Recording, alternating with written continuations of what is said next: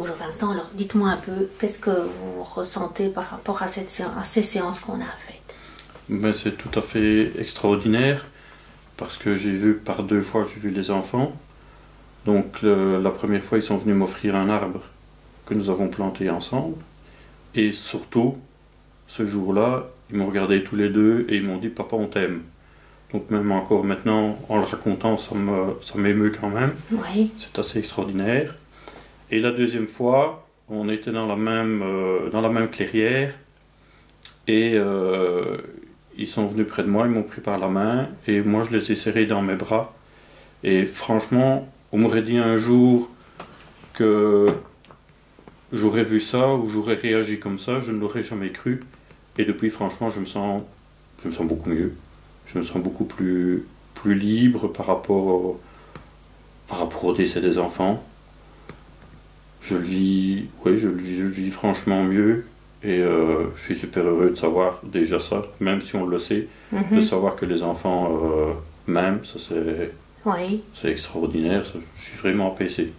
Et vous voyez aussi qu'ils vont bien en fait aussi. Hein. Je vois qu'ils sont bien, qu'ils continuent à vivre leur vie, Oui. Et qu'ils sont heureux. Oui. Et qu'ils sont heureux, le tout c'est qu'ils voudraient, de toute façon, ça aurait été de toute façon, ils n'auraient pas voulu me voir malheureux. Donc, ça, vous l'avez aussi senti dans cette séance, oui. Qu'ils n'ont pas envie que vous soyez malheureux? Pas vraiment, mais je le savais déjà d'avant. Oui. Ça, je le savais déjà d'avant. Mais je ne l'ai pas senti, mais j'ai senti leur joie dans la thérapie ici. J'ai senti vraiment leur joie. Ça fait vraiment drôle de les revoir comme ça, si gais, si heureux, si souriants. Ben, ils étaient vraiment comme quand je les avais. Oui. Donc franchement, c'est extraordinaire. Après cette séance-là, vous m'avez dit, c'est assez merveilleux tout ce que le subconscient peut faire. Est-ce que vous avez l'impression que c'est le subconscient? Est-ce que vous avez l'impression que c'est une expérience réelle, que c'est un peu comme un rêve, que c'est vous qui avez été chercher dans vos ressources, dans votre inconscient? C'est quoi votre sentiment et votre impression? Honnêtement, je ne sais pas. Je dirais que c'est un peu un mélange de tout. Mais on m'aurait dit avant que j'allais vivre ça, je ne l'aurais pas cru parce que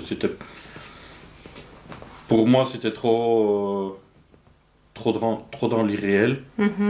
Et voilà, je vais pas dire que j'y croyais pas, mais j'ai du mal à adhérer à Oui, je comprends. Ces choses-là. Pourtant, maintenant vous l'avez vécu, c'est une expérience. Je l'ai vécu, c'est une expérience. Et c'est plus fort qu'un rêve. Oui, c'est beaucoup plus fort qu'un rêve. Ah, oui. Donc même si c'est notre subconscient, on ne sait pas très bien expliquer, peut-être c'est vrai, mais en même temps, quand on pense ou quand on est dans l'imaginaire, c'est souvent pas aussi fort quand même. Hein. Non. Pas aussi réel en plus. Non, parce que je vois encore quand... Je ne pleure jamais quand je rêve. Par contre, ici, quand j'ai vu les enfants et quand ils m'ont dit «Papa, on t'aime», là, j'ai pleuré comme un gamin parce que c'est... Ouais. C'est vraiment extraordinaire. Et je les ai vus comme vous êtes là, vraiment à une distance très courte. Et c'est... Et vous avez senti le contact physique quand ils vous ont pris la main et tout ça? Ça fait drôle, mais j'avais la main qui bougeait. Donc vraiment, on s'y croirait. C'est vraiment... Oui, non, c'est vraiment drôle comme expérience, mais franchement, c'est...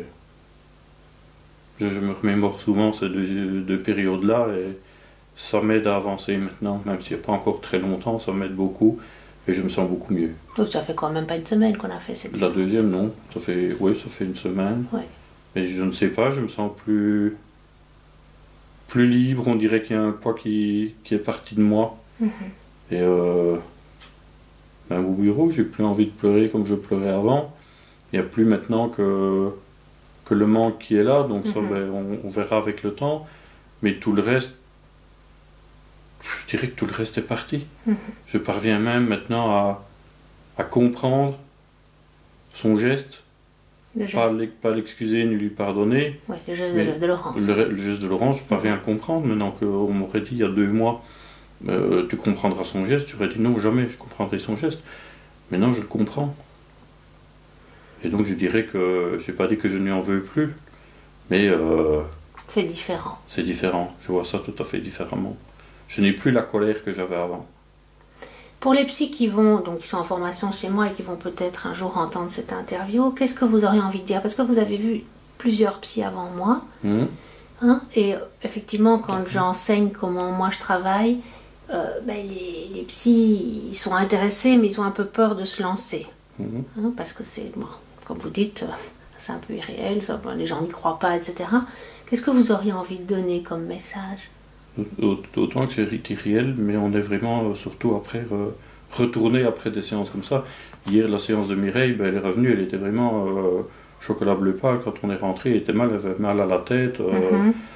Elle n'a plus rien su faire hier soir, tellement elle était retournée d'avoir vu les enfants et d'avoir vu sa maman, elle, en plus. Oui, oui. Et alors, on n'avait pas demandé à sa maman de venir, mais qu'elle était là, oui. Alors, ce que je dirais aux jeunes, moi j'ai rencontré plusieurs psychologues et un psychiatre. Les premiers rendez-vous, ça se passe toujours bien. J'expliquais mon mal-être.